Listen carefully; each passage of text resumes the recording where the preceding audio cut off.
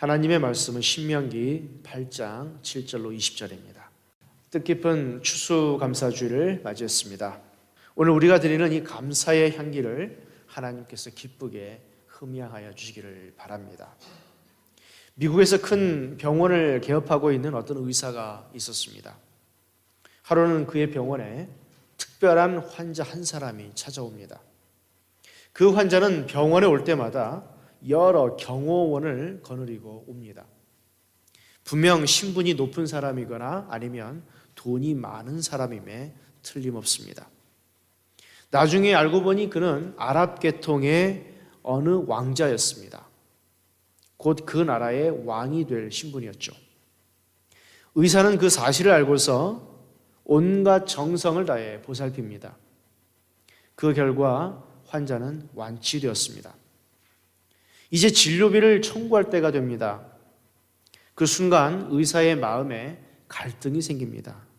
도대체 얼마를 청구해야 하는지 제대로 판단이 서지 않습니다. 한 나라의 왕자요, 곧 왕이 될 사람이니까 그냥 그것으로 족하게 생각하고 무료로 봉사해 주는 것이 나은지, 아니면 지금까지 자기가 온갖 정성을 다해 치료해 주었으니까 훨씬 더 비싸게 청구해야 될지 종잡을 수 없었습니다. 그저 형식적으로 50불 정도만 청구할까, 아니면 500불, 아니면 이왕 청구하는 김에 좀 비싸게 5,000불 정도 받을까, 이렇게 고민에 빠졌죠. 고민에 고민을 거듭합니다. 그러다가 자기가 출석하는 교회 목사님에게 상의하기로 합니다. 그는 설명을 다 하고 난 후에 묻습니다. 이럴 경우에 도대체 얼마를 청구하면 좋습니까?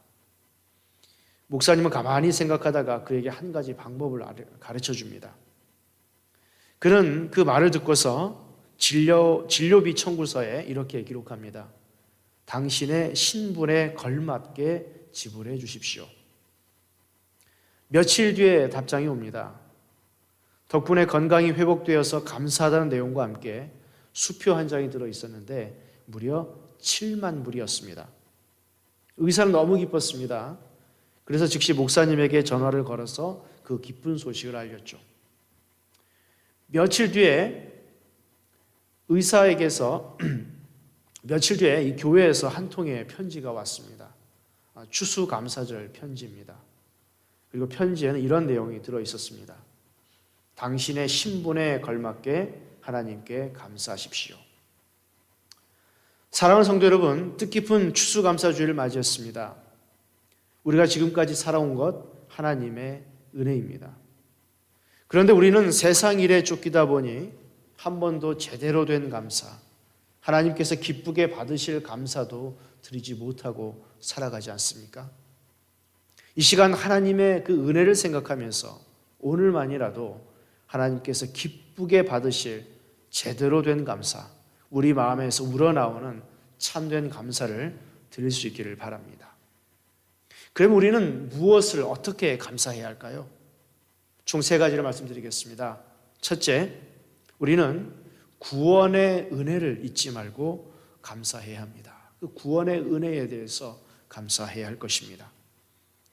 오늘 본문 그 14절 말씀을 같이 읽습니다.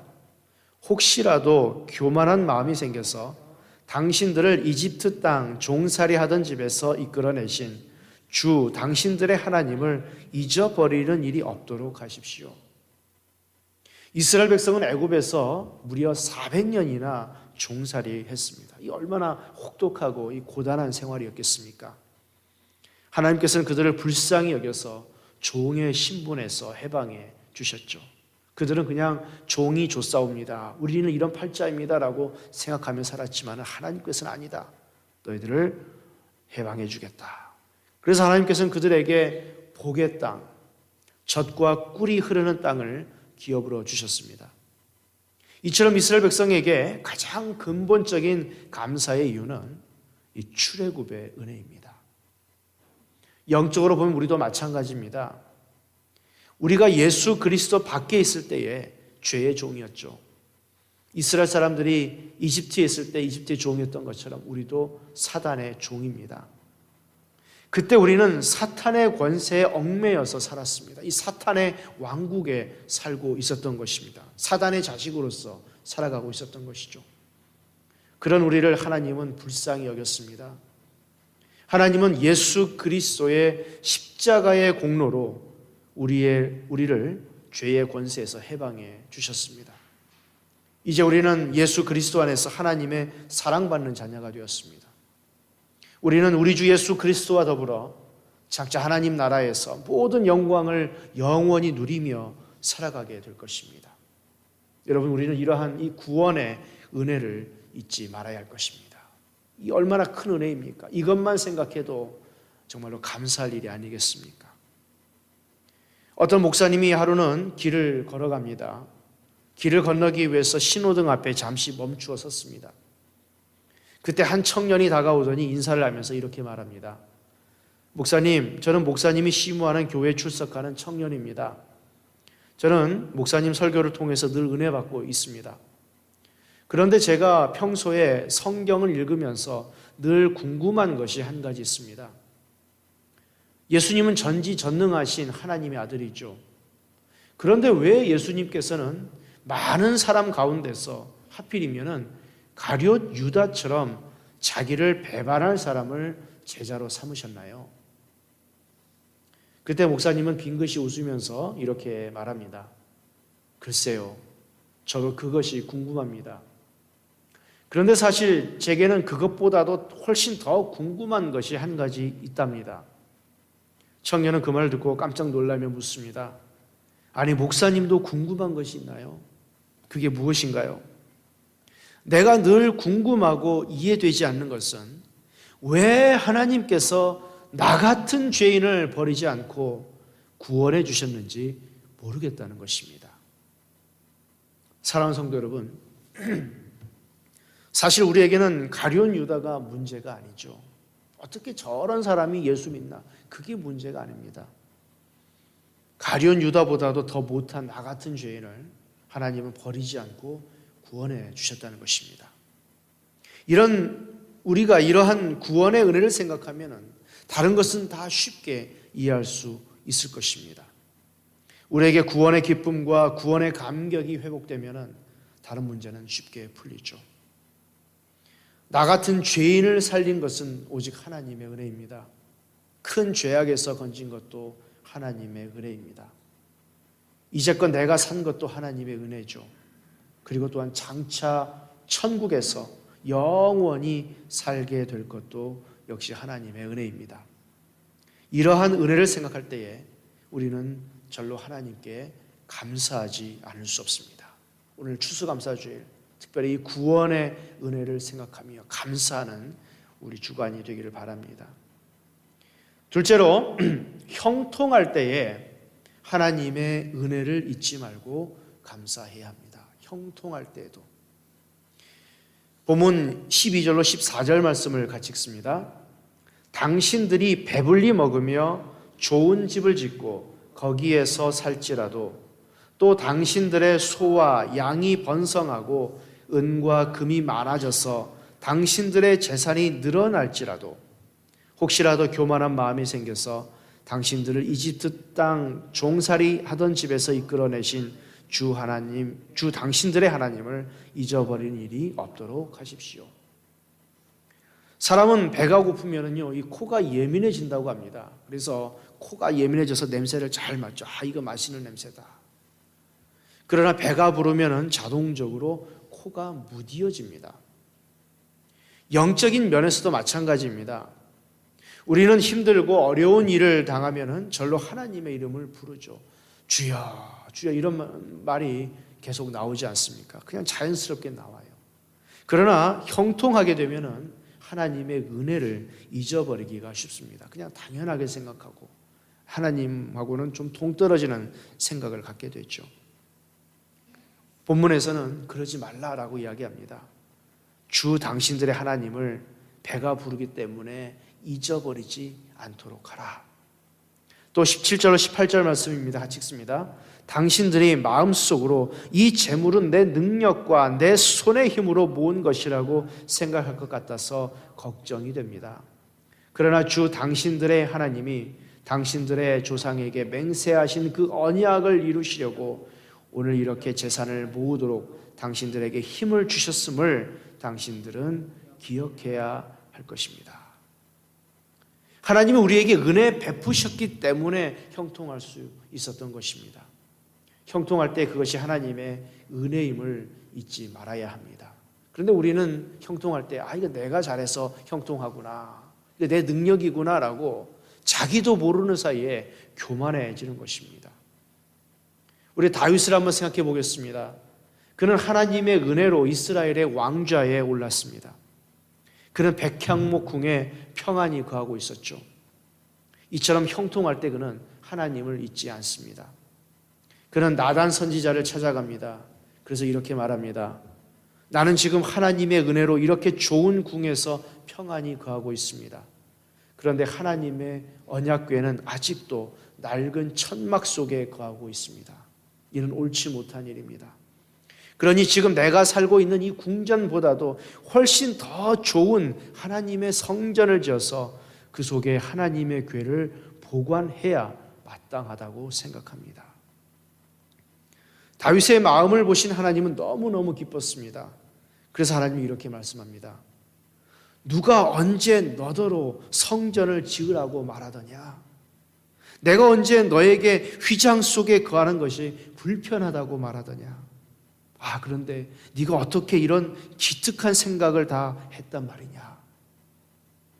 다윗은 형통할 때 하나님의 은혜를 잊지 않고 자발적으로 하나님의 성전을 짓겠다고 말합니다. 하나님은 그 마음을 아름답게 보십니다. 그래서 하나님께서는 다윗을 지극히 높이셨습니다. 그의 이름을 존귀케 하셨죠. 그래서 다윗의 후손으로 그리스도가 와서 결국 그리스도가 영원한 성전을 짓게 하셨습니다. 우리도 다윗처럼 형통할 때에, 평안할 때에 하나님의 은혜를 생각하며 감사할 수 있어야 합니다. 어떤 사람이 쓴 글이 있는데요, 은혜가 되어서 인용해 봅니다. 당신은 복받은 사람이라는 제목입니다. 당신 개인 소유의 성경책을 갖고 있다면 당신은 복받은 사람입니다. 세상 인구의 3분의 1이 성경을 한 권도 갖지 못합니다. 당신이 오늘 아침에 건강하게 일어났다면 당신은 복받은 것입니다. 세상에는 수십만 명이 아침에 깨어나지 못하고 세상을 떠납니다.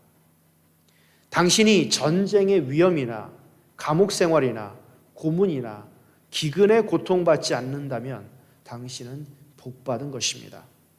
세상에는 거의 5억 명이 그런 고통을 받습니다.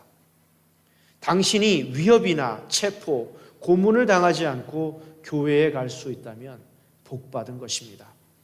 세상에는 30억 명의 사람이 교회와 동떨어져 삽니다. 당신의 냉장고에 음식이 있고 따뜻한 옷과 살 집과 잠잘 곳이 있다면 당신은 복받은 것입니다. 세상 인구의 75%가 그렇지 못합니다. 당신의 통장에 생활비가 있고 지갑에 용돈이 있다면 당신은 복받은 것입니다. 당신은 세상 사람 가운데 상위 8%에 속합니다. 그리고 당신이 예수 그리스도를 믿는다면 당신은 이 세상에서 가장 복받은 사람입니다.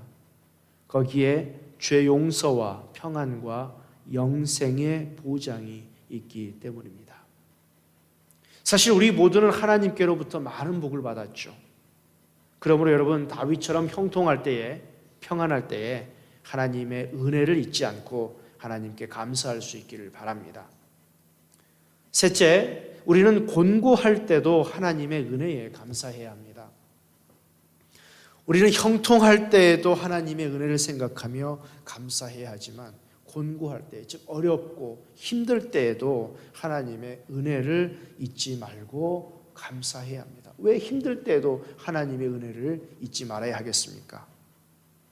힘들 때에도 하나님께 감사하는 것, 이게 바로 범사에 감사하는 삶입니다. 본문 15절로 16절 말씀 같이 읽습니다. 주님께서는 넓고 황량한 광야, 곧 불뱀과 전갈이 우글거리는 광야와 물이 없는 사막에서 당신들을 인도하여 주시고 차돌 바위 위에서 샘물이 나게 하신 분이십니다. 광야에서는 당신들의 조상도 알지 못하던 만나를 당신들에게 먹이셨습니다. 이것이 다 당신들을 단련시키고 시험하셔서 나중에 당신들이 잘되게 하려는 것이었습니다. 하나님께서는 이스라엘 백성을 어디로 인도하셨어요? 광야로 인도했습니다. 하필이면 이 광야입니다. 광야는 정말로 위험한 곳이죠. 그곳에는 그들을 해하는 불뱀과 전갈이 있습니다. 불뱀은 이 광야에 있는 그런 뱀인데 독성이 강한 뱀입니다. 여러분 전갈도 아시죠? 독성이 강한 그러한 곤충입니다. 그들에게 물리면 죽습니다. 또한 그곳은요, 물이 없는 이 간조한 땅입니다. 그곳에서는 농사를 지을 수 없습니다. 목축도 할 수 없습니다. 그런데도 왜 하나님은 이스라엘 백성을 광야로 인도하셨을까요? 여러분이 우리가 살다 보면 힘든 생활을 하게 되죠. 하지만 정말로 여러분이 새 생활이 이스라엘 백성이 지나갔던 그 광야만큼 그렇게 힘듭니까? 하지만 하나님께서는 이스라엘을 광야로 이끄셨습니다. 그들을 골탕 먹이기 위해서였을까요? 그렇지 않습니다. 하나님의 선하신 뜻이 있었기 때문입니다. 어떤 선하신 뜻이에요? 본문에서 이렇게 말하죠. 이것이 다 당신들을 단련시키고 시험하셔서 나중에 당신들이 잘되게 하시려는 것입니다. 하나님은 이스라엘 백성에게 광야에서도 자기의 힘을 의지하지 않고 하나님만 의지하면 하나님께서 그들의 삶 전체를 책임지고 돌보아 준다는 것을 분명하게 보여주기 원해서였습니다. 이스라엘 백성이 광야에서 줄일 때에 하나님께서는 하늘에서 만나를 내려서 그들을 먹이셨습니다. 그들이 목말라 할 때에 어떻게 먹이셨어요? 이 반석에서 차돌 바위에서 생수가 터져서 가란 목을 죽여주셨습니다. 광야에서 갈 길을 알지 못할 때에 하나님은 낮에는 구름 기둥을 띄우셨고 밤에는 불 기둥을 띄우셔서 그들을 인도해 주셨습니다. 이스라엘 백성이 광야에서 살던 40년 동안 그들은 하나님의 은혜로 의복에 헤어지지 않고 발이 부르트지 않았습니다. 하나님께서 그들의 삶을 돌보시고 책임져 주셨기 때문이죠. 사랑하는 성도 여러분, 우리도 지금까지 광야와 같은 인생길을 걸어왔습니다. 여기까지 무사히 오게 된 것 전적으로 에벤에셀의 하나님의 은혜이죠. 하나님께서 우리의 삶을 책임지고 보살펴 주셨기 때문입니다. 앞으로도 우리는 계속해서 이 광야와 같은 인생길을 걸어가야만 합니다. 우리 인생길 앞에는 전갈이 있고 불뱀이 있습니다. 또 사막이 있습니다. 물이 없습니다. 앞으로도 저와 여러분의 인생길에는 계속 이러한 것들이 있을 것입니다. 천국이 완성되기 전까지 우리는 모두가 다 광야 길을 걸어간다는 것이죠. 때로는 힘들고 어려울 때도 있을 것입니다. 그러나 낙심하지 마십시다. 하나님의 선하신 뜻이 이런 광야 인생길 가운데 분명히 있기 때문입니다. 이는 다 너를 낮추시며 너를 시험하사 마침내 네게 복을 주려 하심이었느니라. 낮추고 또 시험까지 해서 그 다음에 뭐예요? 복을 주시려고 우리에게 복 주시기 위해서 그렇게 하십니다. 자동차 왕이라고 불리는 헨리 포드가 한 번은 어떤 기자와 인터뷰를 합니다. 그때 포드의 나이가 78세로서 백발이 무성할 때입니다. 기자는 포드의 얼굴을 보고서 깜짝 놀랍니다. 그의 얼굴이 너무나 온화하고 평온하게 보이기 때문이죠. 기자가 묻습니다. 지금까지 당신은 큰 기업을 운영하면서 이런저런 어려운 일이 많이 있었을 것입니다. 그런데도 어떻게 이렇게 곱게 늙으셨나요? 그때 헨리 포드가 대답합니다. 저는 이 세상의 모든 것을 주관하는 분은 하나님이신 것을 굳게 믿습니다. 하나님께서 당신의 뜻 가운데서 모든 것을 섭리해 간다고 저는 믿습니다. 그래서 저는 무슨 일을 하든지 언제나 하나님의 선하신 뜻이 이루어지도록 기도해 왔습니다. 따라서 제 앞에 어떤 어려운 일이 있다 할지라도 그 속에는 하나님의 선하신 뜻이 있을 텐데 왜 제가 걱정하고 염려해야 하겠습니까? 나는 아무리 위기의 상황을 맞이했더라도 하나님의 선하신 뜻이 이루어지기를 바라면서 언제나 감사할 따름입니다. 그가 늘 감사하며 살아왔기에 그렇게 평온한 삶을 살았던 것입니다. 그렇습니다, 여러분. 감사가 있는 곳에는 언제나 행복이 있습니다. 우리가 행복하기 때문에 감사하는 것이 아닙니다. 감사하기 때문에 행복이 찾아오는 것이죠.